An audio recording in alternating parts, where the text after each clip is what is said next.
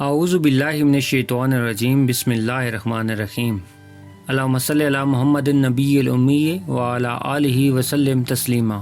لاکھوں کروڑوں درود پاک خاتم النبیین حضرت محمد مصطفیٰ صلی اللہ علیہ وآلہ وسلم پہ۔ گنبد خزرہ کے چاہنے والوں کو وقاص احمد کی طرف سے السلام علیکم۔ واقعہ کربلا تاریخ کا ایک انتہائی دردناک واقعہ ہے جسے جان کر انسان کے رونگٹے کھڑے ہو جاتے ہیں۔ یہ حق اور باطل کا معرکہ تھا جس میں جیت حق کی ہوئی۔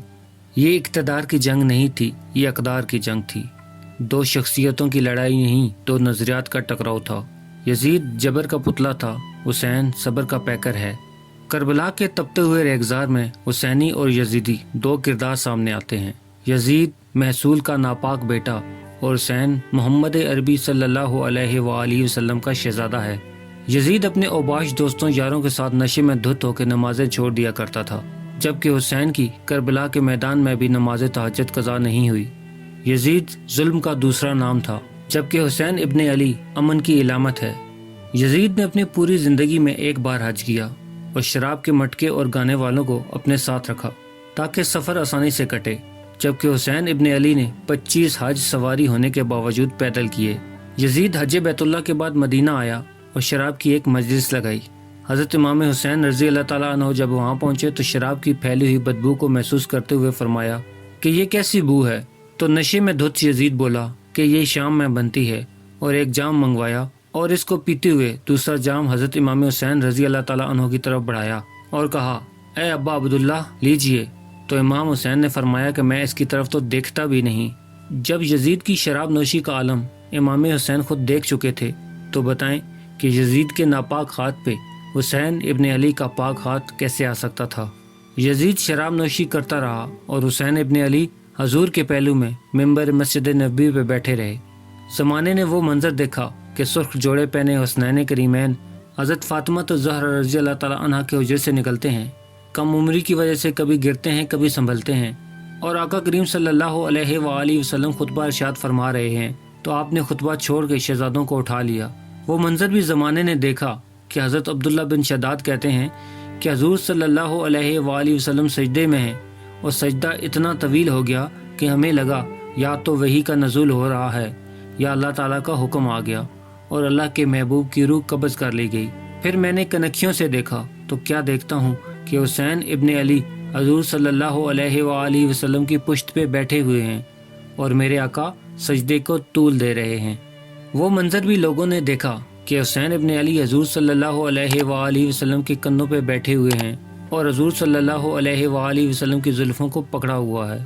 حضرت عمر رضی اللہ تعالیٰ عنہ نے دیکھا تو کہتے ہیں، واہ کیا سواری ہے! تو حضور صلی اللہ علیہ وآلہ وسلم نے فرمایا، عمر سواری تو دیکھتے ہو، سوار بھی تو دیکھو۔ حضرت اسامہ بن زید بن حارثہ رضی اللہ تعالیٰ عنہ فرماتے ہیں کہ رات کا ایک پہر گزر گیا اور مجھے حضور صلی اللہ علیہ وآلہ وسلم سے کوئی کام تھا۔ میں آقا کریم صلی اللہ علیہ وآلہ وسلم کی خدمت میں حاضر ہوا، در دولت پہ دستک دی۔ حضور تشریف لائے تو چادر اوڑی ہوئی تھی، بکل کی ہوئی تھی میرے حضور نے، تو میں نے اپنی حاجت پیش کی تو اس در سے کبھی کوئی خالی تو لوٹا نہیں، تو میرے حضور صلی اللہ علیہ وآلہ وسلم نے میری حاجت کو پورا کر دیا۔ لیکن ایک منظر میں نے دیکھا کہ حضور نے جو چادر کی بکل فرمائی ہوئی تھی اس کے پہلوؤں میں ابھار تھے، جس طرح اندر کوئی چیز ہو۔ مجھ سے نہ رہا گیا تو میں نے پوچھ لیا کہ حضور چادر کے اندر کیا ہے؟ تو حضور صلی اللہ علیہ وآلہ وسلم نے چادر کو کھول دیا۔ تو کہتے ہیں کہ میں نے اپنی آنکھوں سے دیکھا کہ ایک پہلو سے امام حسن لپٹے ہوئے ہیں اور دوسرے پہلو سے امام حسین، اور حضور صلی اللہ علیہ وآلہ وسلم فرمانے لگے کہ یہ میری بیٹی کے بیٹے ہیں، یہ میرے بیٹے ہیں۔ اللہ میں ان سے پیار کرتا ہوں، تو بھی ان سے پیار کر، جو ان سے پیار کرے تو ان سے پیار کر۔ حضور صلی اللہ علیہ وآلہ وسلم نے فرمایا کہ ان سے پیار کرنے والا میرے سے پیار کرنے والا ہے، اور ان سے بغض رکھنے والا میرے سے بغض رکھنے والا ہے۔ ان کی تکلیف حضور صلی اللہ علیہ وآلہ وسلم کو بے چین کر دیتی تھی۔ ایک بار حضور حضرت فاطمہ زہرا رضی اللہ تعالیٰ عنہ کے گھر کے قریب سے گزرے تو حسین کے رونے کی آواز آ رہی تھی، تو آپ تشریف لے گئے اور حضرت فاطمہ سے فرمایا، فاطمہ حسین کو چپ کرواؤ، آپ جانتی نہیں حسین کا رونا مجھے کتنا تکلیف دیتا ہے۔ ایک دن حضور نے امام حسین کے ہاتھ پکڑ لیے اور ان کے پاؤں اپنے پاؤں پہ رکھے اور پھر فرمایا، بیٹا آگے بڑھو۔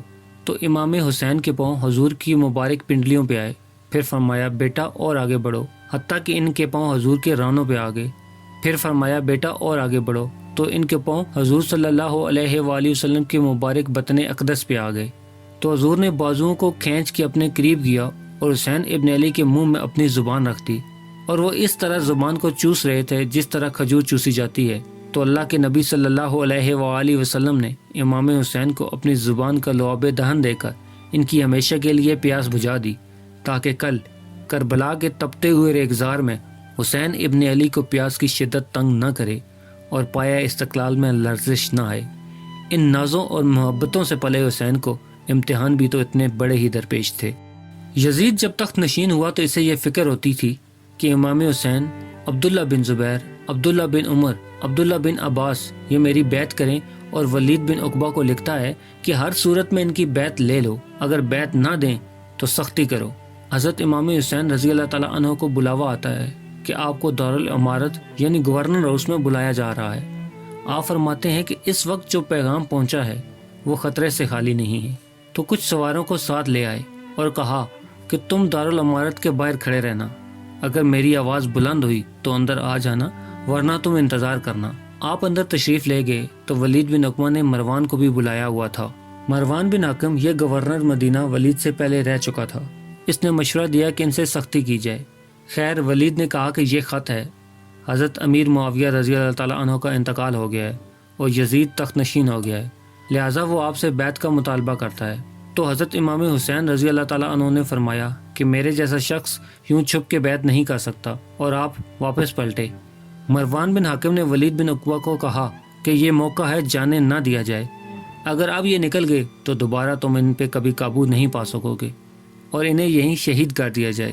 حضرت امام حسین رضی اللہ تعالیٰ عنہ نے یہ بات سن لی۔ کہتے ہیں کہ امام حسین انہی قدموں کے بل واپس پلٹے اور مروان بن حاکم سے مخاطب ہو کے کہا، مروان کیا بول رہا ہے؟ وہ خاموش ہو گیا تو فرمایا، تو جانتا نہیں میں کون ہوں؟ آنا حسین ابن علی، میں حسین ہوں، میں علی کا بیٹا ہوں۔ ہمارے گھر میں قرآن اترتا رہا ہے اور وحی کا نزول ہوتا رہا ہے، اور یزید فاسق ہے، فاجر ہے، مسلمانوں کا قاتل ہے اور شرابی ہے۔ میں ڈنکے کی چوٹ پہ یزید کی بیعت کرنے سے انکار کرتا ہوں۔ بس حیدری کو چھاڑ سے محمدی شیر نکل آیا تو سب کے حسان خطا ہو گئے اور راستہ چھوڑ دیا۔ واپس آئے، سیدہ زینب سے ملے، کہا مدینے کو چھوڑنا پڑے گا۔ کہا بھیا کیا ہوا؟ تو کہا کہ یزید بیعت لینے پہ بضد ہے اور میں کسی صورت بھی بیعت نہیں کروں گا۔ رسول اللہ صلی اللہ علیہ وآلہ وسلم کا مدینہ ہمارے خون سے لالازار بنے، میں نہیں چاہتا کہ حضور کے شہر نور کی حرمت پامال ہو۔ دوستو وہ کیا منظر ہوگا جب حسین ابن علی نے اپنی آخری حاضری حضور صلی اللہ علیہ وآلہ وسلم کے روضہ اقدس پہ دی ہوگی۔ کوئی بھی حاجی یا عمرہ کرنے والا 10-20 دن کے لیے مدینہ منورہ میں سکونت اختیار کرتا ہے تو روزے سے ایسا مانوس ہو جاتا ہے کہ جب واپس پلٹ رہا ہوتا ہے تو وہ یہ دعائیں کر رہا ہوتا ہے کہ یا اللہ مجھے یہاں بار بار آنا نصیب ہو، اور اسے لگتا ہے کہ میں دوبارہ بلایا بھی جاؤں گا، لیکن اس کے باوجود شہر رسول چھوڑنا قیامت سے کم نہیں ہوتا۔ مرحوم اعظم چشتی جب روزہ رسول سے واپس نکلے تو وہ ویل چیئر پہ تھے۔ انہوں نے اپنے خادم سے کہا کہ میرا رخ روزہ انور کی طرف کر دو اور ویل چیئر کو پیچھے سے کھینچو۔ جب وہ جنت البقیع کے پاس پہنچے تو بس روزہ انور آنکھوں سے اوجھل ہونے کو تھا تو وہ بولے، جہاں بدن سے نکلتی ہے اعظم، کوئی آسان ہے مدینے سے جدا ہونا۔ یہ اس شخص کی کہانی ہے جو 5 یا 10 دن یا مہینہ وہاں رہتا ہے اور پھر اس شہر کو چھوڑ کے آنا اس کے لیے آسان نہیں ہوتا۔ تو مجھے بتائیے کہ حسین جو پیدا مدینے میں ہوئے، جس کے گھر کا دروازہ مسجد نبوی کے اندر کھلتا تھا، جو مسجد نبوی کے اندر پرورش پا کے جوان ہوئے اور مدینے کی گلیوں میں کھیلتے رہے، اس حسین ابن علی کے لیے مدینہ چھوڑنا اور ساتھ اس بات کا بھی علم ہونا کہ یہ آخری حاضری ہے، اس در انور پہ دوبارہ آنا نصیب نہیں ہوگا، تو کیا قیامت گزری ہوگی ان کے دل پہ۔ محمد بن حنفیہ کے علاوہ خاندان نبوت کے سب لوگوں نے مدینہ کو الوداع کہا اور رات کو مدینے کو چھوڑ کے مکہ مکرمہ کی طرف روانہ ہوئے۔ 3 شعبان المعظم کو مکہ مکرمہ پہنچتے ہیں، ادھر کوفیوں کے خطوط آنا شروع ہو جاتے ہیں۔ حضرت حسین رضی اللہ تعالیٰ عنہ مسلم بن عقیل رضی اللہ تعالیٰ عنہ کو صورتحال معلوم کرنے کے لیے بھیجتے ہیں۔ 40,000 کوفی آپ کے ہاتھ پہ بیعت کرتے ہیں۔ ادھر 25 پیدل حج کرنے والے امام حسین 8 ذی الحج کو احرام باندھتے ہیں، لیکن آپ کو پتہ چلتا ہے کہ حاجیوں کے روپ میں قاتل چھپا دیے گئے ہیں، تو آپ نے اس احرام کو حج کے بجائے عمرے میں بدل دیا اور کوفے کی جانب عازم سفر ہو گئے۔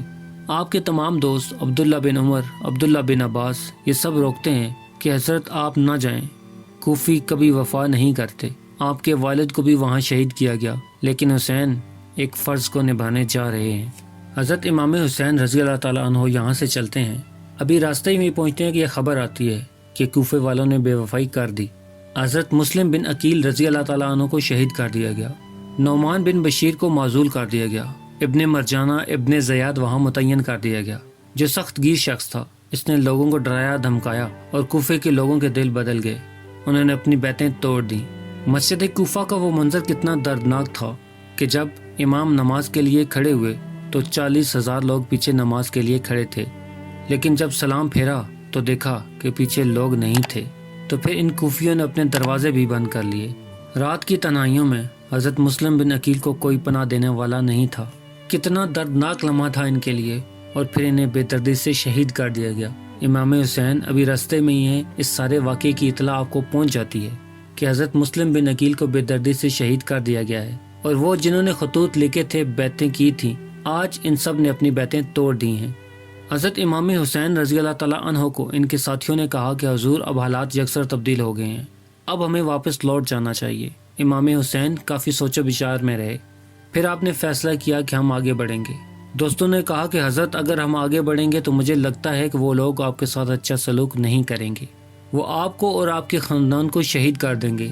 تو حضرت امام حسین رضی اللہ تعالیٰ عنہ نے وہاں ایک خطبہ ارشاد فرمایا، اے لوگو جو تم مجھے بتا رہے ہو، مجھے اس کا اچھی طرح علم ہے، جو کچھ ہونے والا ہے وہ میری چشم تصور نے دیکھا ہوا ہے، کیونکہ حضرت امام حسین کی شہادت کی خبر حضرت امام حسن کی پیدائش کے وقت سے ہی خاندان نبوت میں عام تھی۔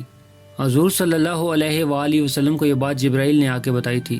جب حسین ابن علی کے ساتھ حضور صلی اللہ علیہ وآلہ وسلم محبت کا اظہار فرما رہے تھے تو جبرائیل آئے اور کہا کہ حضور آپ کا یہ بیٹا ارض طاف یعنی کہ کربلا میں شہید کر دیا جائے گا، اور پھر جبرائیل نے کربلا کی مٹی لا کے حضور کو دی جو سلمہ رضی اللہ تعالیٰ عنہ کو حضور نے عطا کر دی۔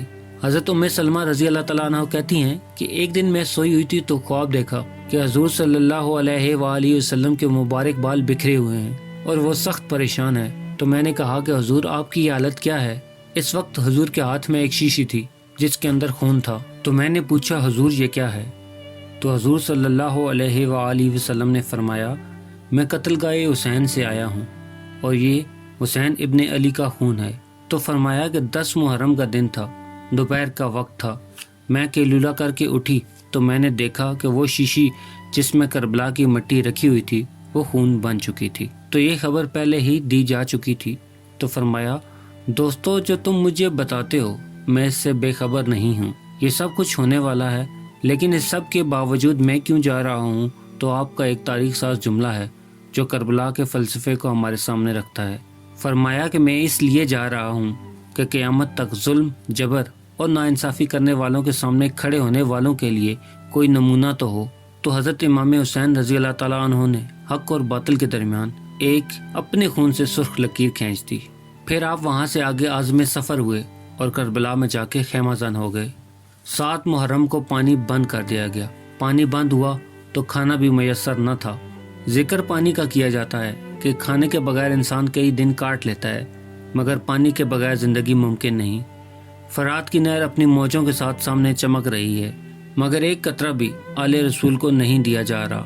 کائنات میں ایسے امتحان بھی ہوتے ہیں جو مالک ہوں حوض کوثر کے اور بیٹے ہوں ساقی کوثر کے، اور آج انہیں ایک بوند پانی کی بھی میسر نہ ہو، لیکن صبر کا امتحان تھا۔ حضرت امام حسین رضی اللہ تعالیٰ عنہ خیمہ زن ہو گئے۔ 3 دن تک پانی بند رہتا ہے۔ دشمن 9 محرم کی رات کو تنہائی میں حملہ آور ہونا چاہتے ہیں، لیکن آپ نے کہا کہ ہمیں اللہ تعالیٰ کے حضور عبادت و ذکر کرنے کے لیے وقت دیا جائے۔ ساری رات ذکر و عبادت میں گزر جاتی ہے۔ رات کے اندھیرے میں چراغ بجھا دیتے ہیں اور اپنے احباب کو کہتے ہیں کہ ان کی دشمنی میرے ساتھ ہے، انہیں میرا خون چاہیے۔ اگر تم رات کی تاریکی میں نکل جاؤ تو میں تم سے کوئی مواخذہ نہیں کروں گا، اور یہ بھی کہ تمہارا پیچھا نہیں کریں گے، کیونکہ ان کا مطلوب میں ہوں۔ جب چراغ جلایا تو دیکھا کوئی بھی نہیں گیا تھا، سب وہیں کے وہیں موجود تھے۔ مسلم بن اوساجہ کھڑے ہو کے کہتے ہیں حضرت اگر ہمارا جسم 70 بار کاٹا جائے، 70 بار جلایا جائے اور ہوا میں اڑا دیا جائے تو پھر بھی ہم آپ کا ساتھ نہیں چھوڑیں گے۔ 70 سال کے بوڑھے ہیں، حبیب بن مظاہر کہنے لگے حضرت آپ کو چھوڑ کے جائیں کہاں، کوئی ساتھ چھوڑنے کے لیے تیار نہیں، پیاس ہے، سخت گرمی ہے، تپتا ہوا کربلا کا ماحول ہے، 72 افراد اور خواتین میدان کربلا میں خیمہ زن ہیں۔ دوسری طرف لشکر یزید 22,000 کی تعداد میں، جبکہ ایک روایت کے مطابق 30,000 کی تعداد میں مقابلے کے لیے کھڑا ہے۔ ان 72 لوگوں کے لیے اتنے زیادہ لوگوں کو اکٹھا کرنے کا مقصد صرف یہ تھا کہ ان لوگوں کو خوفزدہ کیا جائے تاکہ یہ یزید کی بیعت کر لیں۔ معاشرے توڑ دیے جائیں گے، اعزاز و اکرام سے نوازا جائے گا، خزانوں کے منہ کھول دیے جائیں گے، مگر شرط صرف یہ کہ یزید کی بیعت کر لیے جائے۔ مگر میں قربان جاؤں حسین ابن علی پہ، کہتے ہیں میں سب کچھ لٹا تو سکتا ہوں، قربان کر سکتا ہوں، مگر باطل کے ہاتھ پہ اپنا ہاتھ نہیں رکھوں گا۔ 10 محرم الحرام کی صبح طلوع ہوتی ہے، عاشور کا دن ہے، سورج اپنے پوری آب و تاب کے ساتھ گرمی دکھا رہا ہے۔ دنیا نے آج خاندان نبوت کے امتحان دیکھنا ہے۔ رسول اللہ صلی اللہ علیہ وآلہ وسلم کے لواب کو چوسنے والے، کملی والے کے کندھوں پہ بیٹھ کے سواری کرنے والے حسین کا آج امتحان ہے۔ یزید کی فوج سے ہو آتا ہے کچھ سپاہیوں کے ساتھ اور آ کے امام حسین کو گھیر لیتا ہے۔ پہلے وہ قافلہ یزید میں تھا، پھر اللہ تعالیٰ نے اس کے دل میں نرمی ڈال دی اور وہ قافلہ یزید سے نکل کر قافلہ حسین میں آ جاتا ہے۔ امام حسین فرماتے ہیں کہ تو دنیا میں بھی حر ہے اور آخرت میں بھی حر ہے۔ باقی سارا لشکر جرار حضرت امام حسین کو شہید کرنے کے درپے ہے۔ پھر تاریخ نے خاندان نبوت کا وہ انوکھا امتحان دیکھا۔ حضرت امام حسین کے بچے بالخصوص خواتین پیاس کی شدت سے حلق خشک ہیں۔ حضرت سکینہ تڑپ کے اپنے باپ سے کہتی ہیں مجھ سے 6 ماہ کے علی اصغر کی پیاس نہیں دیکھی جا رہی۔ حضرت امام حسین رضی اللہ تعالیٰ عنہ بچے کو گود میں اٹھا لیتے ہیں اور نہر فرات کی طرف لے جاتے ہیں اور یزید کی فوج سے فرماتے ہیں کہ تمہارا معاملہ میرے ساتھ ہے، اس 6 ماہ کے بچے نے تمہارا کچھ نہیں بگاڑا۔ آپ چلو بھر کے نن علی اصغر کا حلق سیراب کرنا چاہتے ہیں تو ایک 2 شاخہ تیر آتا ہے جو حضرت علی اصغر کے گلے کو چیر کے رکھ دیتا ہے۔ راوی کہتے ہیں کہ وہ عام تیر نہیں تھا، جانوروں کا شکار کرنے کے لیے جو بڑے 2 شاخہ تیر ہوتے ہیں وہ تھا۔ وہ گردن کاٹ کے رکھ دیتا ہے، خون بہنے لگتا ہے اور گردن لٹک جاتی ہے۔ حضرت امام حسین وہ خون اپنے ہاتھ کے چلو میں بھر لیتے ہیں اور پھر اسے آسمان کی طرف اچھال کے کہتے ہیں مالک حسین کی یہ قربانی بھی قبول کر لے۔ سلام حسین ابن علی پہ۔ 6 ماہ کا علی اصغر ہاتھوں میں دم توڑ دیتا ہے، اسے ہاتھوں میں اٹھائے بہتے خون کے ساتھ خیمے کی طرف بڑھ رہے ہیں اور زبان کو شکایت نہیں۔ خیموں کے پاس پہنچتے ہیں تو علی اصغر کو خیمے کے پاس زمین پہ لٹا دیتے ہیں اور کہتے ہیں کہ یہ حوض کوثر سے سیراب ہو گیا ہے۔ اللہ اکبر! کہرام مچ جاتا ہے خیموں کے اندر۔ وہ الفاظ موجود نہیں جن کو استعمال کر کے اس کیفیت کو بیان کیا جا سکے جو کیفیت ننھے علی اصغر کی شہادت کے وقت خاندان نبوت کے خیموں کے اندر تھی۔ ادھر یزیدی آواز دے رہے ہیں، مقابلے کے لیے پکار رہے ہیں۔ زمانے نے پھر وہ منظر بھی دیکھا کہ امام حسین نے اپنے جوان بیٹے جو کہ 18 سال کے ہیں میدان عمل میں بھیج رہے ہیں۔ وہ علی اکبر جو حسین کا نور نظر ہے، آنکھوں کا قرار ہے، دل کی تسکین ہے۔ اور پھر جب علی اکبر گھوڑے کے زین سے فرش زمین پہ گرتے ہیں تو باپ کو آواز دیتے ہیں اور پھر امام حسین آگے بڑھ کے بیٹے کی لاش کو اٹھاتے ہیں۔ 18 سال کے بیٹے کی لاش کو اپنے کندھوں پہ اٹھا کے خیموں تک لاتے ہیں اور آسمان کی طرف ہاتھ پھیلا کے کہتے ہیں کہ مالک حسین کی یہ قربانی بھی قبول فرما لے۔ کبھی قاسم بن حسن کی لاش اٹھاتے ہیں، کبھی انہیں محمد کی لاش اٹھا کے لاتے ہیں، بھتیجوں کی، بھانجوں کی، بھائی عباس کے کٹے ہوئے بازوؤں اور زخموں سے چھدا ہوا لاشا اٹھا کے لاتے ہیں۔ کیا کیا قیامتیں تھیں جو اس کربلا کے میدان کے اندر نہیں توڑی گئیں۔ حضرت امام حسین رضی اللہ تعالیٰ عنہ کو دکھ پہ دکھ، تکلیفوں پہ تکلیفیں پہنچائی گئیں۔ اب 71 لاشیں اٹھا کے خیموں تک لے آئے ہیں اور ادھر مقابلے کی دعوت دی جا رہی ہے۔ رسول اللہ کا حرم، رسول اللہ کی وہ پاک شہزادیاں جو نازوں میں پلی تھیں، وہ کلیاں جو شبنم کا بوجھ بھی اٹھانا گوارا نہیں کر سکتی تھیں، آج ان پہ مصیبتوں کے پہاڑ ٹوٹ گئے ہیں۔ حضرت امام حسین کبھی شہر مانوں کو، کبھی ام رباب کو دلاسا دیتے ہیں، کبھی حضرت زینب کے پاس آتے ہیں۔ حضرت زینب کربلا کے اس میدان میں بڑے حوصلے کے ساتھ اپنے بھائی کے ساتھ کھڑی رہیں، اپنے 2 بیٹے راہ خدا میں پیش کیے، ان کی لاشیں وصول کی، لیکن حضرت زینب علیہ السلام جس حوصلے اور صبر کے ساتھ اس سارے منظر کو سہتی رہیں، وہ حوصلہ یقیناً سیدہ زینب سلام اللہ علیہ کا ہی ہے۔ لیکن یہ وہ منظر تھا کہ زینب کا دل بھی ڈول گیا۔ جب حسین ابن علی گھوڑے پہ بیٹھنے لگے تو ان کو گھوڑے پہ بٹھانے والا کوئی نہ تھا، کیونکہ جو بھی سوار جاتا تھا واپس اس کی لاش ہی آتی تھی اور حسین ابن علی لے کے آتے تھے۔ اور اب حسین ابن علی خود جا رہے ہیں، زندگی کا سرمایہ لٹ رہا ہے۔ حضرت زینب سلام اللہ علیہ سنبھل نہیں رہی۔ حضرت امام حسین رضی اللہ تعالیٰ عنہ اٹھے اور آپ نے حضرت زینب کو صبر کی تلقین کی اور کہا کہ صبر ہی بہترین ذریعہ ہے اور اللہ کی قربت کا بہترین سبب بھی، اور ان کو صبر کی تلقین کرتے ہوئے فرمایا کہ میرے بعد تم نے اس ذمہ داری کو سنبھالنا ہے اور خاندان نبوت کی شہزادیوں کی تم نے حفاظت کرنی ہے۔ اور پھر گھوڑے کی زین کس کے امام حسین لشکر یزید کی طرف بڑھتے ہیں۔ اب خیموں سے سسکیوں کی آوازیں آ رہی ہیں، ان کا سردار، ان کا تاج، ان کا محافظ آج سب کچھ چھوڑ کے میدان کربلا کی طرف بڑھ رہا ہے۔ انہوں نے ظلم کیا کیا تھا؟ انہوں نے کس کے ساتھ زیادتی کی تھی کہ آج 22,000 کا لشکر ان پہ تلواریں اور نیزوں سے ٹوٹ پڑا ہے؟ ابن زیاد آپ کو مقابلے کے لیے دعوت دیتا ہے، آپ مقابلے کے لیے آتے ہیں، اور جب گھوڑے کو ایڑ لگا کے دشمن اشکیا پہ ٹوٹتے ہیں تو پھر ایسا منظر ہوتا ہے کہ وہ بھیڑ بکریوں کی طرح آگے بھاگتے ہیں۔ 71 زخم سینے پہ لیے جب شجاعت کا یہ پیکر میدان میں آتا ہے تو دشمنوں کے ہاتھ پاؤں پھول جاتے ہیں، ان سے مقابلہ نہیں ہو پاتا۔ وہ دور دور سے تیر برساتے ہیں اور تلواروں سے آپ پہ ضربیں لگاتے ہیں، اور وہ نیزوں سے آپ کے بدن کو پرو دیتے ہیں۔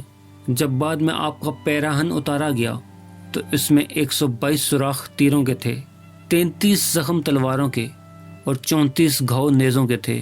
جب گھوڑے کی زین سے فرش زمین پہ آئے تو بدن مکمل چھلنی تھا، زخم زخم سے خون بہ رہا تھا، مگر زبان پہ کوئی شکوہ نہیں تھا۔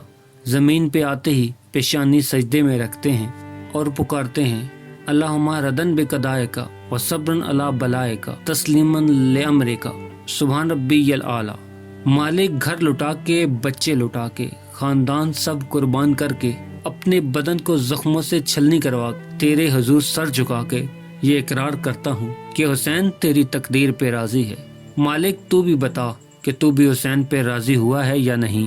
حسین ابن علی کا سر انور دست قاتل نے تب کاٹا جب وہ سجدے میں جھکا ہوا تھا۔ یزید نے کہا میں بیعت لوں گا، امام حسین نے کہا میں کبھی بھی نہیں دوں گا۔ یہ سر کٹ تو سکتا ہے، جھک نہیں سکتا۔ سر کاٹ کے نیزے کی نوک پہ چڑھا دیا گیا اور یہ اس بات کا اعلان تھا کہ ہم جیت گئے ہیں اور حسینی ہار گئے ہیں، اور لشکر یزید میں شور مچ گیا، نکارے بجنے لگے کہ دیکھو ہم جیت گئے ہیں، امام حسین شہید کر دیے گئے ہیں اور سر کاٹ کے نیزے کی نوک پہ چڑھا دیا گیا ہے۔ لیکن لشکر یزید میں ہی سے آواز آتی ہے کہ یہ کیسا سر ہے جو کٹ کے بھی سر بلند ہے، یہ سر سجدے میں کٹا ہے، رب کے حضور عبادت کی حالت میں کٹا ہے۔ حسین آج بھی سجدے میں ہیں، اللہ اکبر۔ رکعت کے 2 سجدے ہوتے ہیں، ابھی ایک سجدہ ہوا تھا تو دست قاتل نے سر کاٹ دیا۔ کہتے ہیں کہ حسین ابن علی کی پیشانی میں دوسرے سجدے کی تمنا مچل رہی ہے، یہ تھا حسین ابن علی کا سجدہ۔ ساری زندگی رب کے حضور سجدہ قضا نہیں ہونے دیا۔ آج پانی نہیں ہے، آج تیمم کر لیتے ہیں۔ آج خون کو اوڑھ کے حسین نے اپنی پیشانی مالک کے حضور جھکا کے عظمت کی وہ انوکھی داستان رقم کر دی کہ صدیاں گزرنے کے باوجود بھی ان کی یادوں کے چراغ روشن ہیں۔ جب حضرت امام حسین اور ان کے ساتھیوں کو شہید کر دیا گیا تو ان سب کے سر کاٹ کے نیزوں پہ چڑھا دیے گئے۔ حضرت امام حسین کا کٹا ہوا سر اور باقی 71 ساتھیوں کے کٹے ہوئے سر نیزوں کی نوک پہ تھے، اور 10 سواروں کو ابن سعد نے کہا کہ ان کے جسموں کو گھوڑوں کے نیچے روند دو، اور گھوڑوں کے ٹاپوں تلے حضرت امام حسین اور ان کے ساتھیوں کے اجسام کو روندا گیا، حتیٰ کہ ان کی ہڈیاں بھی چور چور ہو گئیں۔ روندنے سے قبل ان کا لباس اتار لیا گیا۔ اللہ اکبر، کیسی دردناک گھڑیاں تھی۔ یزید کا صرف یہی بدکاری کا مرحلہ نہیں تھا، اس کربلا کے صحرا کے اندر جس طرح امام حسین رضی اللہ تعالیٰ عنہ کو شہید کیا گیا اور حضرت امام حسین کے خاندان کو شہید کیا گیا، جب مدینہ منورہ پہ یزید نے مسلم بن عقبہ کو مقرر کیا تو اس کو کہا کہ مدینے کا حرم تم پہ 3 دن کے لیے حلال کر دیا گیا، تم جو کرنا چاہو کر لو، اور شامی فوجوں کو بھی اجازت دے دینا۔ تو وہاں پھر انہوں نے 10,000 تابعین اور 700 صحابہ کو شہید کیا۔ حضرت ابو سعید خدری رحمۃ اللہ علیہ اپنے گھر سے باہر نکلے، کافی بوڑھے ہو چکے تھے، تو انہوں نے حضرت ابو سعید خدری کو پکڑ لیا، کہا تم کون ہو؟ کہنے لگے میں ابو سعید خدری ہوں۔ کہتے ہیں ہاں تمہارا نام سنا ہے، اور داڑھی سے پکڑ کے کھینچ لیا، تو کہا جو تمہارے پاس ہے ہمیں دے دو۔ کہنے لگے میرے پاس تو کچھ نہیں، میں تو فقیر آدمی ہوں۔ تو وہ اسے پکڑ کے ان کے گھر لے گئے۔ حضرت ابو سعید خدری نے 2 کبوتر رکھے ہوئے تھے، وہ ان کو بھی لوٹ کے لے گئے۔ حضرت ابو سنان رضی اللہ تعالیٰ عنہ جو کہ فتح مکہ کے وقت حضور صلی اللہ علیہ وآلہ وسلم کے علم بردار تھے۔ پہلے انہیں ستو پلائے گئے اور پھر ان کی گردن کاٹ دی گئی اور کہا کہ یہ ہیں وہ ستو جو تم زندگی میں آخری بار پی رہے ہو۔ یزید نے 700 صحابہ کو حرہ کے واقعے میں شہید کروایا اور 10,000 تابعین کو، اور مدینے میں مسجد نبوی میں ممبر رسول کے ساتھ گھوڑے باندھے اور وہ ممبر رسول اور مصلی رسول کے قریب لیڈ کیا کرتے تھے۔ حضرت سعید فرماتے ہیں میں نابینا تھا اور حضور صلی اللہ علیہ وآلہ وسلم کے روزے کے پاس بیٹھا تھا اور یزید کے سپاہی آتے، جو بھی مسجد میں نظر آتا پکڑ کے لے جاتے، مجھے نابینا سمجھ کے چھوڑ دیتے۔ میں پریشان تھا۔ زور کا وقت ہو گیا، عصر کا وقت ہو گیا، مغرب اور عشاء کا وقت ہو گیا، نہ مسجد میں اذان ہو رہی ہے، نہ اقامت، نہ نماز۔ مجھے کیسے پتا چلے گا کہ نماز کا وقت ہو گیا ہے اور کیسے میں نماز ادا کروں گا؟ میری نمازوں کا کیا بنے گا؟ میں اسی فکر میں بیٹھا تھا۔ لم یزل اسمع اذان من القبر رسول اللہ صلی اللہ علیہ وآلہ وسلم۔ کہتے ہیں کہ پھر جب بھی نماز کا وقت آیا، گنبد خضرا سے اذان کی بھی آواز آئی، اقامت کی بھی آواز آئی۔ 3 دن تک مسجد نبوی میں گھوڑے بندھے رہے اور مدینہ منورہ کی حرمت پامال ہوتی رہی۔ مدینہ کے گھروں کے اندر بدگماش داخل ہوئے اور پھر جو بدکاریاں انہوں نے کی کہ 1000 دوشیزائیں ان ظالموں کی بدکاریوں کی وجہ سے ماں بنی۔ مدینہ کی حرمت کو پامال کرنے کے بعد انہوں نے مکہ مکرمہ میں کعبۃ اللہ پر گولے برسائے، جس سے غلاف کعبہ جل گیا۔ وہ تو یزید مر گیا اور حضرت عبداللہ بن زبیر نے اپنی خلافت کا اعلان کر دیا۔ یزید کے یہ کرتوت تھے، ادھر اہل مدینہ کو ستایا، ادھر اہل مکہ کو ستایا، اور رسول اللہ صلی اللہ علیہ وآلہ وسلم کے خاندان اور حرم کی توہین کی۔ نہ صرف انہیں قتل کیا گیا، ان کی لاشوں پہ گھوڑے دوڑائے گئے۔ ابن شمر خاندان نبوت کی خیموں میں داخل ہوا اور مخدرات اسلام کی چادریں چھیننے کی کوشش کی تو حضرت زینب سلام اللہ علیہ نے کہا ہمارے چہروں کے رکھوالے چلے گئے ہیں، ظالم تو خیال نہیں کرتا کہ ہم رسول اللہ کی بیٹیاں ہیں؟ حضرت شہر بانو، حضرت زین العابدین اور حضرت زینب سلام اللہ علیہ کو ایک اونٹ پہ باندھا گیا اور باقی اونٹوں پہ دوسری حضور کی سادات کو باندھا گیا، رسیوں میں جکڑا گیا اور کوفے کی جانب آگے آگے شہیدوں کے سر چل رہے ہیں اور پیچھے پیچھے یہ قافلہ چل رہا ہے۔ اور جب یہ قافلہ وہاں سے گزرا جہاں یہ لاشیں پڑی ہوئی تھیں، امام زین العابدین 14 سال کے تھے اور بیمار تھے، ان کا حوصلہ نہ ہوا، وہاں ان پہ غشی طاری ہو گئی۔ اور وہ منظر ابن کثیر اور باقی سب ساتھیوں نے لکھا ہے کہ جب ان کی یہ حالت ہوئی تو سیدہ زینب سلام اللہ علیہ، جنہوں نے ابھی تک بڑے حوصلے کے ساتھ ساری مشکلات کا مقابلہ کیا تھا، ان کے بندھن ٹوٹ گئے اور آنکھوں سے آنسو بہنے لگے۔ تو سیدہ زینب نے امام حسین کی لاش پہ کھڑے ہو کر، وہ روندی ہوئی لاش، وہ ٹوٹی ہوئی ہڈیاں، وہ برہنہ بدن، کٹا ہوا سر نیزے پہ، تو سیدہ زینب نے مدینے کی طرف منہ کر کے حضور سے فریاد کی، یا رسول اللہ، اے پیارے آقا، اے ہمارے نانا محترم، یہ دیکھیے آپ کا حسین پڑا ہوا ہے، بدن سے کپڑے اتار لیے گئے ہیں، ہوائیں خاک اڑا رہی ہیں اور اس پہ چادر مٹی کی پڑ گئی ہے۔ حضور، آپ کی اولاد کاٹ دی گئی۔ اور کہا کہ حضور دیکھیے، آپ کی بیٹیوں کے ہاتھ باندھ دیے گئے ہیں، سر شہیداں آگے آگے چل رہے ہیں۔ راستے میں ایک جگہ رات ہو گئی، وہاں رات گزاری اور ان کو اتارا گیا۔ رات کا موقع تھا، ایک خاتون آئی تو اس نے کوئی کھانا پیش کیا اور کہا کہ میں کسی زمانے میں سیدہ فاطمہ زہرا کی نوکرانی رہا کرتی تھی، ان کی لونڈی تھی، ان کی کنیز ہوا کرتی تھی، اور آج مجھے پتہ چلا ہے کہ آپ لوگ گزر رہے ہیں، تو میں نے سوچا کہ اپنے مخدومہ کے خاندان کی خدمت کر لوں۔ تو اس نے کہا کہ اس وقت سیدہ فاطمہ زہرا کی گود میں ایک بچی تھی جسے زینب کہا کرتے تھے۔ تو سیدہ زینب نے کہا کہ اماں، اگر پہچانتی ہو تو وہ بچی میں ہی تھی۔ یہ تاراج اور لٹا ہوا قافلہ جب وہاں سے کوفے میں کیسے پہنچا اور پھر وہاں ابن زیاد کے دربار میں جو جرأت آمیز باتیں کی، اللہ اکبر۔ زینب کی زبان میں علی کی خطابت بول رہی تھی اور پھر دشمن اور دوست سب رونے لگے، اور پھر وہ لٹا ہوا قافلہ کوفے سے قادسیہ اور پھر قادسیہ سے دمشق یزید کے دربار میں لایا گیا، اور پھر وہاں سے یہ لٹے ہوئے تاراج لوگ مدینہ منورہ میں کیسے پہنچے اور اہل مدینہ نے کیسے استقبال کیا، اور وہ منظر کتنا دردناک تھا جب اہل مدینہ زینب سلام اللہ علیہ سے پوچھتے تھے، زینب، حسین کہاں ہیں؟ اپنے پیغمبر کے خاندان کو، اپنے پیغمبر کے شہزادوں اور شہزادیوں کو جو دکھ اس امت نے دیے ہیں، وہ ایک انوکھی داستان ہے۔